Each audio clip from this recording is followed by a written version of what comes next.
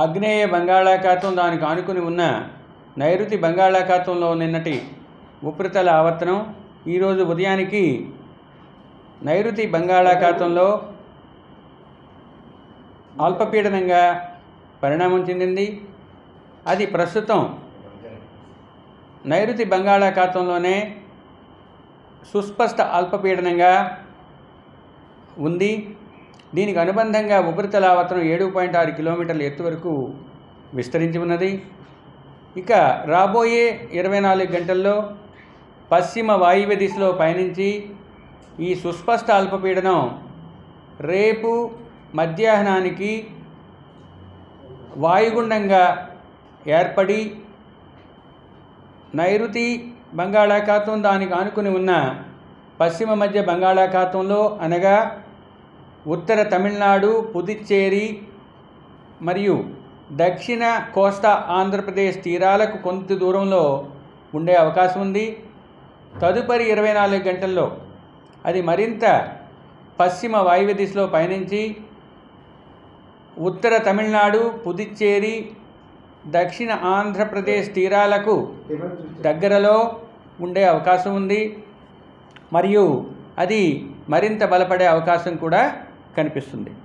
ఈ పరిస్థితుల వల్ల ఉత్తర కోస్తా జిల్లాల్లో రాబోయే 3 రోజులు కొన్ని ప్రాంతాలలో తేలికపాటి నుంచి మోస్తరు వర్షాలు, తదుపరి 4 రోజులు పలు ప్రాంతాలలో ఉండే అవకాశం ఉంది. ఇక దక్షిణ కోస్తా జిల్లాల్లో రాబోయే వారం రోజులు కూడా పలు ప్రాంతాలలో తేలికపాటి నుంచి మోస్తరు వర్షాలు పడే అవకాశం ఉంది. ఇక దక్షిణ కోస్తా జిల్లాలైన నెల్లూరు మరియు తిరుపతితో పాటుగా రాయలసీమ జిల్లా అయిన చిత్తూరు, అన్నమయ్యల్లో ఈ రాబోయే 24 గంటల్లో భారీ నుంచి అతి భారీ వర్షపాతం నమోదయ్యే అవకాశం ఉంది. ఇక దక్షిణ కోస్తా జిల్లా అయిన ప్రకాశంతో పాటుగా వైఎస్ఆర్ కడప, శ్రీ సత్యసాయి జిల్లాల్లో 1-2 చోట్ల భారీ వర్షపాతం ఈ 24 గంటల్లో నమోదయ్యే అవకాశం ఉంది.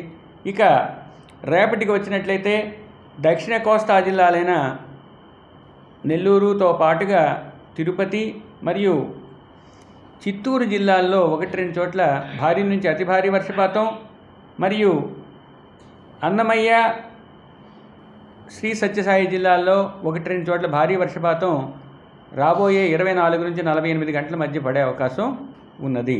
వీటితో పాటుగా రాబోయే 5 రోజులు కూడా కోస్తా జిల్లాలపై ఉరుములు మెరుపులు కొనసాగే అవకాశం ఉంది.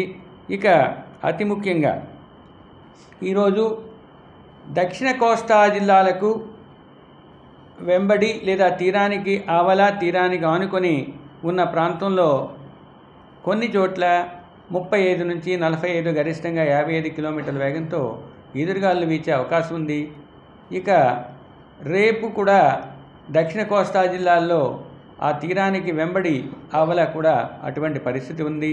3-4 రోజుల్లో అది కొంచెం పెరిగి 35 నుంచి 40కి, 40 నుంచి 50 గరిష్టంగా 60 కిలోమీటర్ల వేగంతోనూ వీచే అవకాశం ఉంది.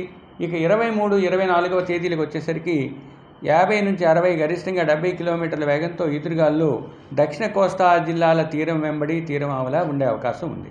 కాబట్టి మత్స్యకారులు ఎవరైతే సముద్రంలో వేటకు వెళ్ళి ఉంటారో వాళ్ళు సురక్షిత ప్రాంతాలకు ఈ కొన్ని గంటల్లో తిరుగు ప్రయాణం చేయాల్సిందిగా హెచ్చరించడం జరిగింది.